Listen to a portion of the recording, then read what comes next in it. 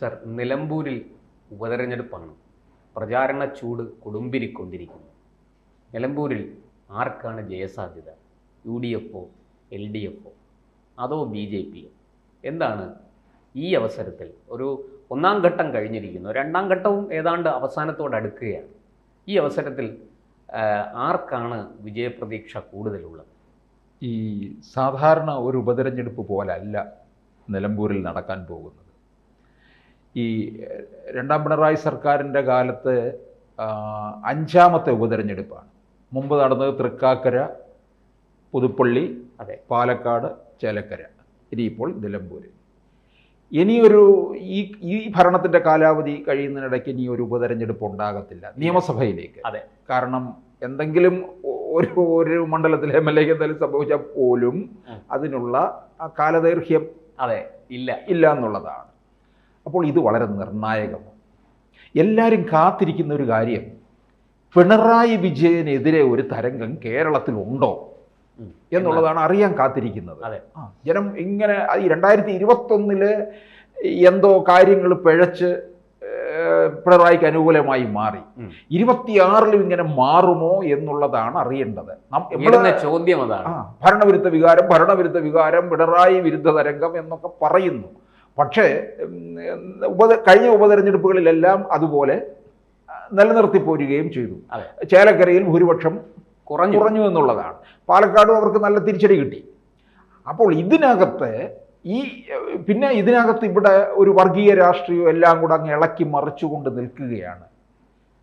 പിന്നെ ഭരണത്തിനെതിരായിട്ട് വരുമോ എന്ന് ചോദിച്ചാൽ, ഭരണത്തിൻ്റെ പങ്കാളിയായിരുന്ന ഒരു MLA ആണ് ഇറങ്ങി പിണറായിയെ വെല്ലുവിളിച്ചും പാർട്ടിയെ വെല്ലുവിളിച്ചും കൊണ്ട് അതിൽ നിന്നിറങ്ങി MLA സ്ഥാനവും രാജിവെച്ച് പോയത് കൊണ്ടാണ് ഈ ഉപതെരഞ്ഞെടുപ്പ് ഉണ്ടായത്.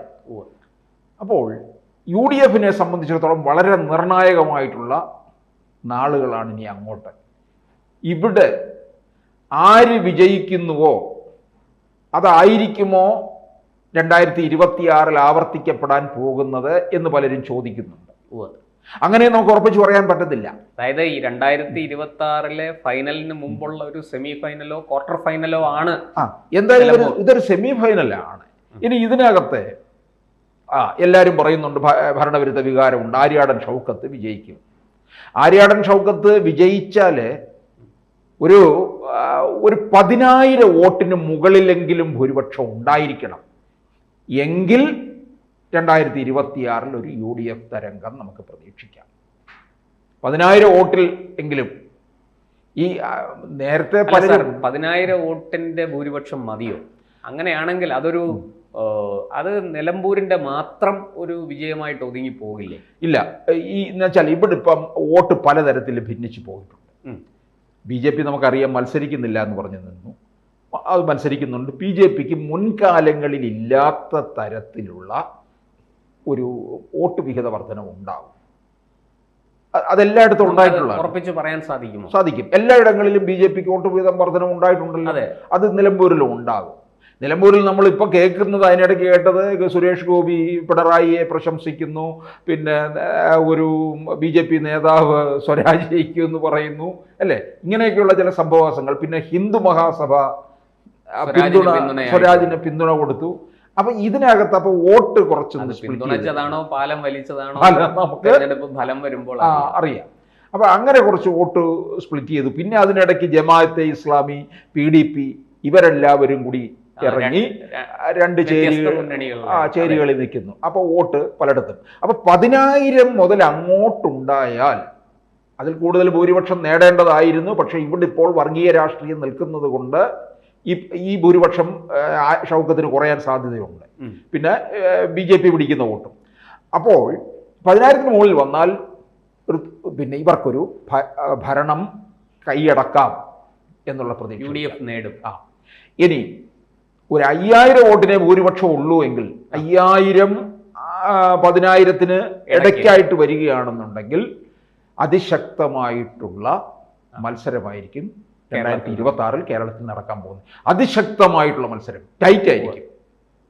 നമുക്ക് ഒന്നും പ്രവചിക്കാൻ കഴിയാത്ത രീതിയിൽ ഒരു പക്ഷേ ഒരു തൂക്കുസഭ തന്നെ വന്നേക്കാം.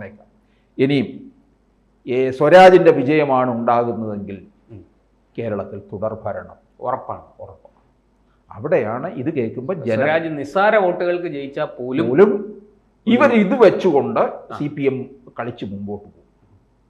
അതൊരു പ്രൊപ്പഗാൻഡയാക്കി ഇവന്റെ കയ്യിൽ എവിടെങ്കിലും ഒരു കോർണറിൽ ബോൾ കിട്ടിയാൽ മതി, അടിക്കും. അത് കൊണ്ട് കയറാൻ ഇവർക്കറിയാം.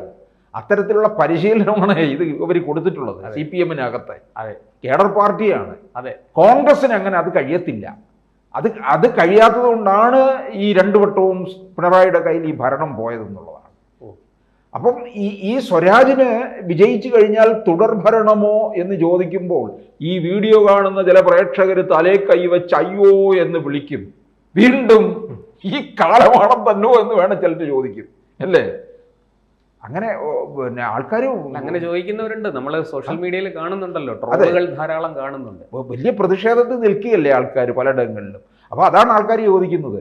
ഇത്രയും വലിയ പിണറായിക്കെതിരെ പിന്നെ നിൽക്കുന്നു, എന്നിട്ടും സ്വരാജ് ജയിക്കൂ എന്ന് പറഞ്ഞു കഴിഞ്ഞാൽ ഇതെന്ത് കേരളമാണ് എന്നാണ് ചോദിക്കുന്നത്. അവിടെയാണ് അങ്ങനെ സ്വരാജ് ജയിക്കുന്നുണ്ടെങ്കിൽ നമ്മൾ മനസ്സിലാക്കേണ്ട ഒരു കാര്യം, ജനത്തെ ബോധിപ്പിക്കേണ്ട ഒരു കാര്യം, കേരളത്തിൽ ഭരണവിരുദ്ധ വികാരം ഇല്ലെന്നല്ല, ഭരണവിരുദ്ധ വികാരം ഉണ്ട്. അതിനെ നേരിടാൻ വേണ്ടിയിട്ട് ഇവർ കളിച്ചു. ആര്? CPM നടത്തിയ കുതന്ത്രങ്ങളുണ്ട്. അവിടെ അവർ ഏത് തരത്തിൽ മുസ്ലിം വോട്ട് ഭിന്നിപ്പിക്കുകയും അതുപോലെ തന്നെ ഹിന്ദു വോട്ടിനകത്ത് ഏത് തരത്തിൽ ഉന്നം വെച്ചതിനെ ജാതീയമായ കളി. ഈ കളി 2026-ലും പിണറായി തുടരും. അത് കളി പഠിപ്പിക്കാൻ പിണറായി പിന്നെ പഠിപ്പിക്കേണ്ട കാര്യമില്ലല്ലോ. പിന്നെ അമ്മൂമ്മ ചമ്മന്തി അരയ്ക്കാൻ പഠിപ്പിക്കേണ്ടെന്ന് പറയാറുണ്ട്. എന്ന് പറഞ്ഞതുപോലെ പിണറായി ഇതൊന്നും ആരും പഠിപ്പിച്ചു കൊടുക്കേണ്ട കാര്യമില്ല. പിണറായി അതനുസരിച്ച് തന്നെ നീങ്ങും. അപ്പോൾ നോക്കി, അത് പഞ്ചായത്ത് തെരഞ്ഞെടുപ്പിലും കാണാൻ പറ്റും. ഇവിടെ വിജയം ഉണ്ടായാൽ തീർന്നു കേട്ടോ. പക്ഷേ ഇവിടെ LDF-ന് വിജയം ഉണ്ടാകുമ്പോൾ കോൺഗ്രസ് ക്യാമ്പുകളിലും UDF ക്യാമ്പുകളിലും ആകെ അവർ നിർവീര്യമായി പോകും. അവരുടെ ശക്തി ചോർന്നു പോകും. ഇനി ഒരു രക്ഷയില്ല എന്നാകും. മറിച്ച് വിജയമുണ്ടായി കഴിഞ്ഞാൽ കോൺഗ്രസ് ക്യാമ്പിന് മികച്ച ഭൂരിപക്ഷം കൂടി കിട്ടുകയാണെങ്കിൽ കോൺഗ്രസ് വലിയ ഉണർവായിരിക്കും. അങ്ങനെയാണെന്നുണ്ടെങ്കിൽ അൻവറിനെ മാലയിട്ട് ഇന്ദിരാഭവനിൽ കൊണ്ടുവരണം. കാരണം അൻവർ കാരണമാണല്ലോ അവിടെ ഉപതെരഞ്ഞെടുപ്പിലേക്ക് പോയതും. കേരളത്തില് ഭരണം പിടിച്ചെടുക്കാം, ഭരണവിരുദ്ധ വികാരമുണ്ട്, പിണറായിക്കെതിരെ ജനം നിൽക്കുന്നുണ്ട് എന്ന് ബോധ്യപ്പെടുത്താൻ കഴിഞ്ഞത്. മറ്റു ഉപതെരഞ്ഞെടുപ്പുകൾക്കൊന്നും കഴിഞ്ഞില്ല. ഈ ജനം വലിയ ആകാംക്ഷയിലാണ് നിലമ്പൂരിന്റെ കാര്യത്തിൽ. എന്തായിരിക്കും നിലമ്പൂരിൽ സംഭവിക്കുക എന്നുള്ളത് വലിയ നോക്കുന്നു. നിലമ്പൂർ എന്ത് പറയും? അതാണ്. അപ്പോൾ എന്തായാലും ഈ പറഞ്ഞ ഒരു കണക്കനുസരിച്ച്, ഈ കണക്ക് എന്നോട് പറഞ്ഞത് കൃത്യമായിട്ട് നിലമ്പൂരിൽ കോൺഗ്രസ് പാർട്ടിക്ക് വേണ്ടി, ഷൗക്കത്തിന് വേണ്ടി പ്രവർത്തിച്ചുകൊണ്ടിരിക്കുന്ന പിന്നെ ചെറിയാമ്പലിപ്പ് തന്നെയാണ് ഒരു അല്പസമയത്തിന് മുമ്പ് എന്നോട് ഈ വിവരങ്ങൾ അത്രയും പങ്കുവച്ചത്. ഇങ്ങനെയായിരിക്കും സംഭവിക്കുക എന്നുള്ളത് അദ്ദേഹം തന്നെ പറയുന്നുണ്ട്. സ്വരാജ് ജയിച്ചാൽ തുടർഭരണമാണെന്ന് കരുതിക്കോളൂ എന്ന്. കൂടുതൽ വാർത്തകളും വിശേഷങ്ങളും നിങ്ങളിലേക്ക് എത്താൻ ABC മലയാളം സബ്സ്ക്രൈബ് ചെയ്യുക, ബെൽ ബട്ടണും അമർത്തുക.